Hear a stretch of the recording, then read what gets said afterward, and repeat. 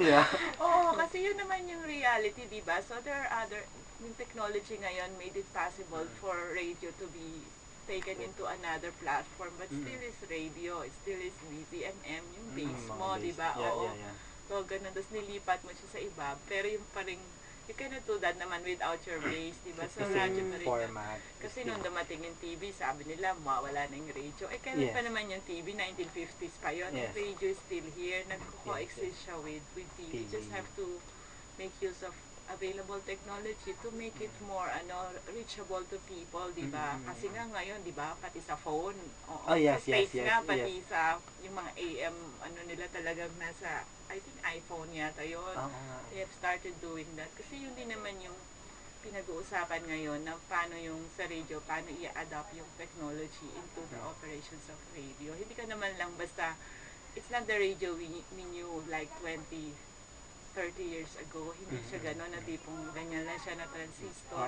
Ngayon nga, di ba, parang iba-iba na yung form niya. Tapos, ako nga, I've been to a forum, tapos parang naghahanap doon siya ng radio sa isang store, the radio itself. Yeah, radio lang. Niya, bata-bata pa yung seller. So, radio, what's that? Tapos in-explain niya. What's that talaga? Tapos, nakita niya sa likod yung mga transistor radio na ganyan. So, kasi nga ngayon, nag-evolve na siya, napapakinggan mo na siya in other forms, sa phone mo, or sa tsaka iba na yung itsura niya ngayon. Hindi na yung traditional. Adapt lang siya. You just have to be open to changes, and then, i-adapt mo siya without losing your identity as radio. Diba? It will stay. Excuse me po. Yung mga taga, Papa Owl, UP Open University, hello. graduate student. Ito ang aming Owl Pass, 12:30 to 1:30. Estudyante po kayo? Oo, graduate students. Then, Vince is from DNR and Laval is from TNE, the publishing company. Very nice. Sige po.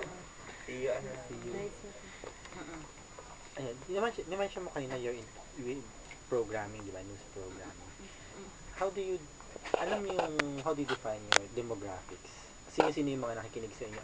Siyempre, at certain times of day, you have different types of listeners. Kasi lumalabas naman yan sa studies. Yeah, you have studies. Oh yeah, we conduct studies naman from time to time kung sino yung demographics mo. Tapos, I forgot lang po, pero kasi siyempre, sometimes also may nadadagdag, may nababawas, pero basically, you will find out through studies. We have research studies being done. Hindi naman, alam mo na, parang na lang sa DTM. It's also being done parang scientifically naman that you would know. So usually, let's say, yung time. Kasi katulad ng mga yung mga mobile, syempre sa umaga yan, yung mga papasok sa trabaho, nakikinig ng news, mga commuters, yung mga may car, may taxi, ganyan-ganyan. So pag yung mga around siguro mga 10 something na, yung mga nasa bahay na lang, di ba? Yung gabi, yung mga nasa bahay. Ngayon, you have also the factor in kasi hindi ka lang naman sa Pilipinas naririnig.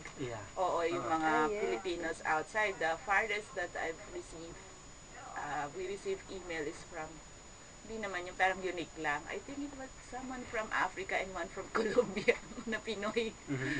It's just so nice to know that they can listen to us wherever they are. Kasi talagang, lang sila, buksan lang nila yung computer nila and we're there. Hindi na katulad ng dati na hindi sila, although ngayon meron na rin namang mga nakikicarry na rin yung ibang channels. And also if you notice yung sinasabi mo na in radio it will die or something because of, look at newspapers, they try to evolve also. They have online versions, di ba? And they try to do more in their online sites. Ganon. So, ganon.